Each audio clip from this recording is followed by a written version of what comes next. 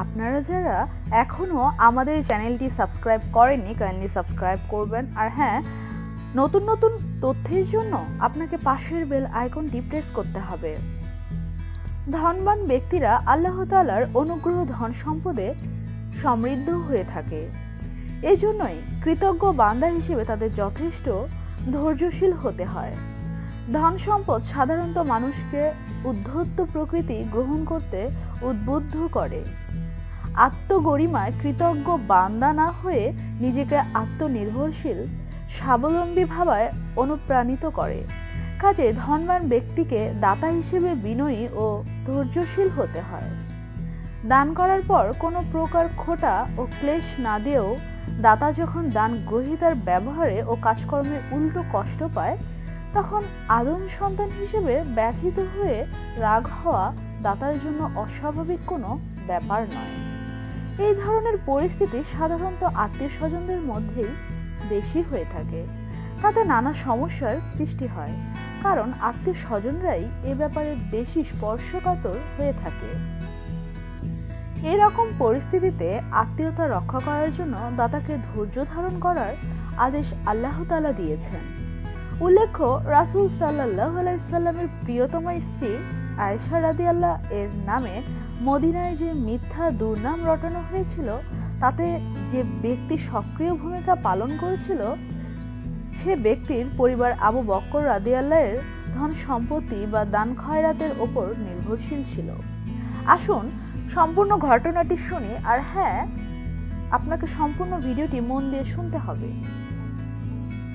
একদিকে আল্লাহ তাআলার হাবিব রাসূলুল্লাহ সাল্লাল্লাহু আলাইহি সাল্লামের প্রিয়তমা স্ত্রী মুসলিম উম্মাতের মাতা, এবং অপরদিকে নিজের মেয়ের নামে এত বড় মিথ্যা দুর্নাম রটানোর সাথে জড়িত থাকায় আবু বকর রাদিয়াল্লাহু ব্যথিত হৃদয়ে প্রতিজ্ঞা করেছিলেন যে তিনি ওই ব্যক্তিকে কোনো প্রকার আর্থিক সাহায্য আর দেবেন না।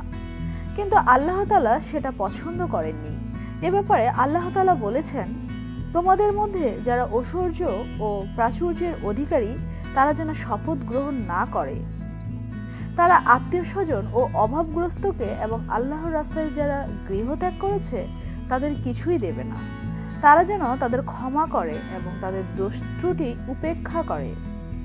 তোমরা কি চাও না যে আল্লাহ তোমাদের ক্ষমা করেন এবং আল্লাহ ক্ষমাশীল পরম দয়ালু? এরপর আবু বকর as-সিদ্দিক রাদিয়াল্লাহু যতদিন বেঁচে ছিলেন দুর্নাম রটানোতে অংশগ্রহণকারী ব্যক্তিকে প্রয়োজনীয়ভাবে ভরণ পোষণ করেছেন। এ ব্যাপারে আবু হুরায়রা রাদিয়াল্লাহু বলেন, এক ব্যক্তি এসে বলল, হে আল্লাহর রাসূল, আমার কিছু আত্মীয় স্বজন রয়েছে যাদের সাথে আমি আত্মীয়তার বন্ধন রক্ষা করে চলি, আর তারা সেটা ছিন্ন করে। আমি তাদের সাথে ভালো ব্যবহার করি, তারা আমার সাথে মন্দ ব্যবহার করে থাকে। আমি তাদের সাথে সহনশীলতার নীতি অনুসরণ করি, কিন্তু তারা আমার সাথে অজ্ঞাতসুলভ আচরণ করে। তখন রাসূল সাল্লাল্লাহু আলাইহি সাল্লাম বললেন, যদি তুমি এইরূপ হয়ে থাকো যেরূপ তুমি বললে, তবে তুমি যেন তাদের চোখে মুখে গরম বালু ছুঁড়ে মারছো। যতক্ষণ তুমি এই নীতির উপর অবিচল থাকবে, আল্লাহর পক্ষ থেকে এক সাহায্যকারী ফেরেশতা তাদের মোকাবেলায় তোমাকে সাহায্য করে দিতে থাকবে। আল্লাহ তাআলার বান্দারা হালাল পথে উপার্জিত উৎকৃষ্ট বস্তু যদি একনিষ্ঠ অন্তরে তার সন্তুষ্টির জন্য ব্যয় করে, তাহলে বান্দারা পরকালে কি ধরনের পুরস্কার পাবে তার প্রতিশ্রুতি ও বর্ণনা দিয়ে আল্লাহ তাআলা বলেছেন, তাদের সৎ পথে গ্রহণের দায় তোমরা নয়, বরং আল্লাহ যাকে ইচ্ছা সৎ পথে পরিচালিত করেন।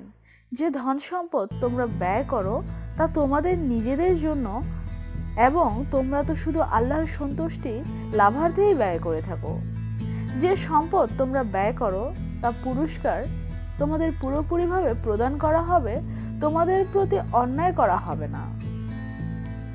যারা নিজেদের ধনর্য রাত্রে ও দিবসে গোপনে ও প্রকাশ্যে ব্যয় করে, তাদের পূর্ণ ফল তাদের প্রতিপালকের নিকট রয়েছে। তাদের কোনো ভয় নেই এবং তারা দুঃখিত হবে না। উৎকৃষ্ট বস্তুর দান খয়রাতের পুরস্কার প্রাপ্তির এ ধরনের নিশ্চয়তা শয়তান সহ্য করতে পারে না। তাই মানব প্রবৃত্তিতে নানা অজুহাত সৃষ্টি করে দান খয়রাত উৎকৃষ্ট বস্তু ব্যবহার করা থেকে মুসলিম উম্মতকে বিরত রাখতে শয়তান চেষ্টা করে।